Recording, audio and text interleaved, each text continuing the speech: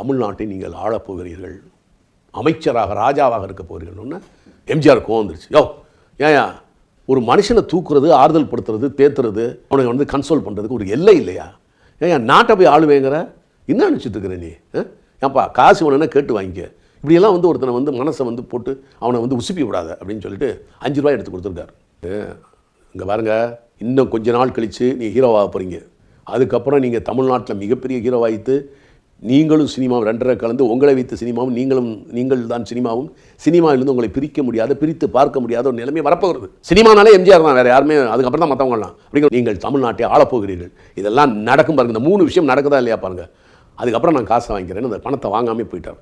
கழிச்சு இவர் ராஜகுமாரி படம், மந்திரிகுமாரி, மருதநாட்டு இளவரசி போன்ற படங்கள்லாம் வருது. வந்து இப்படி கொஞ்சம் கொஞ்சமாக முன்னுக்கு வராரு. வந்து ஒரு லெவலுக்கு வந்து ஹீரோ ஆகிட்டார். நல்லா ஹீரோவாகி மார்க்கெட்டில் நல்ல பேர். நாடோடி மன்னன் ரிலீஸ் ஆகி 100 நாள் ஓடிச்சு. சில்வர் ஜூப்ளி ஓடிச்சு.